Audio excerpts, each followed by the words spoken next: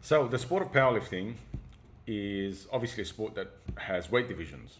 Now, what usually happens is what you want to do, as a lifter, if you want long-term success, is to be one of the shortest in your division. Okay. What you're trying to do, or what you should be trying to do, is squeezing as much muscle mass onto your frame as possible. Okay. Now, although it's true that you can get stronger without putting on size, that has its limitations. They say success leaves clues, and if you have a look around, if you have a look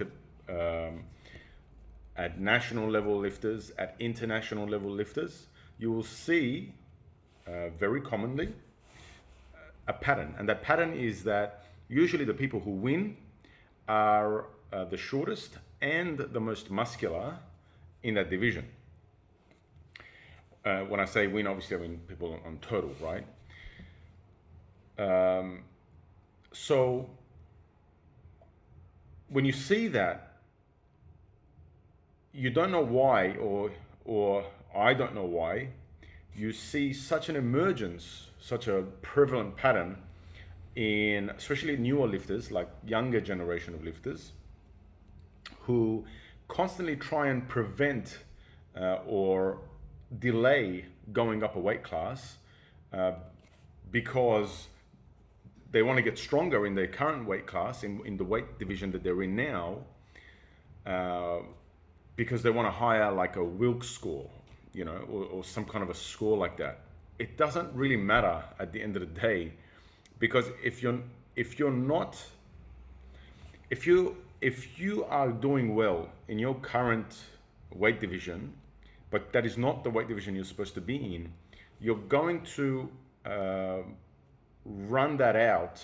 You're gonna run its course sooner rather than later, and you're gonna have to face going up into the next weight division.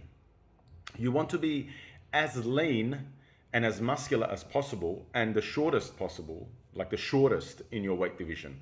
That's the weight division for you.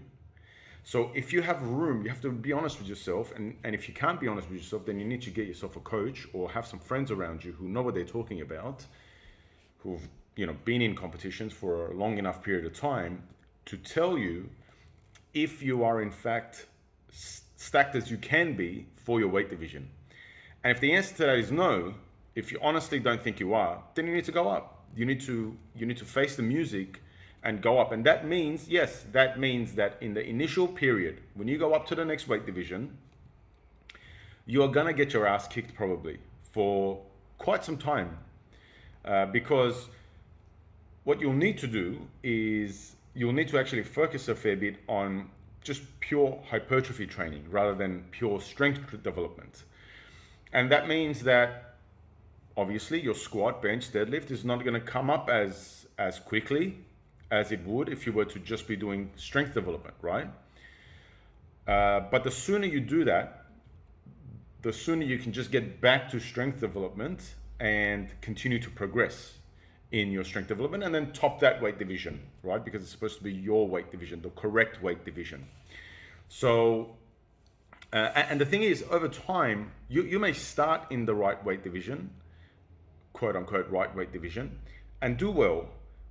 But sooner or later, you're going to have to go to the next weight division, because naturally also you build muscle. Even if you're just training purely strength development, you're going to still build muscle.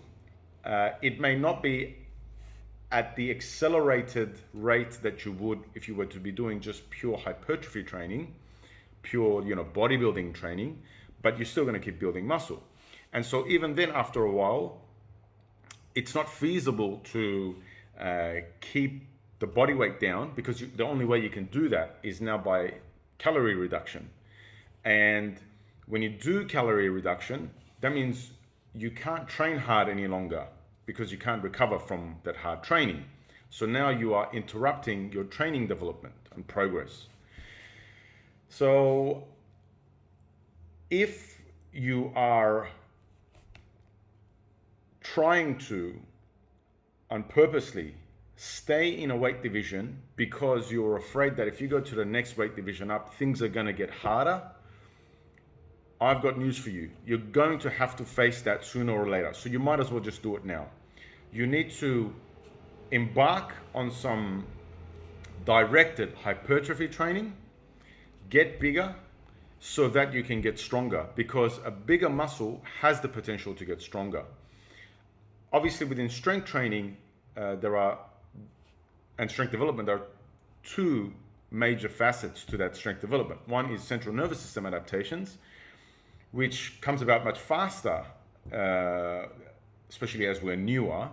And the other is muscular development adaptations, making the muscles bigger. You need to combine both of those if you want to be the best, strongest powerlifter you can be. If you have a look historically, if you have a look currently, you will see that the best lifters, the best powerlifters, have all been pretty well-rounded, pretty stacked. And there's a reason for that. You cannot generate great force by just purely getting your nervous system adaptations to be as efficient and as maximized as possible. Because if there's just no muscular adaptation, there is not enough cylinders in the engine to go at maximum RPM, if that makes sense. So stop holding yourself back.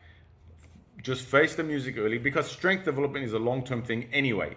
So you might as well just get on with it now, get the hypertrophy work out of the way, get as big as you can, as quick as you can.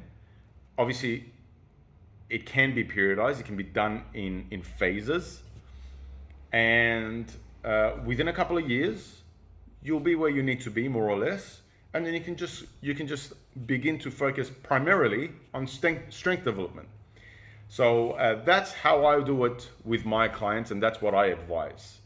And if you find yourself being constantly frustrated with a lack of development, you find yourself you're kind of hitting a ceiling in your current weight division as a powerlifter, then I strongly suggest you look at whether you need to put on weight and go to the next weight division or not.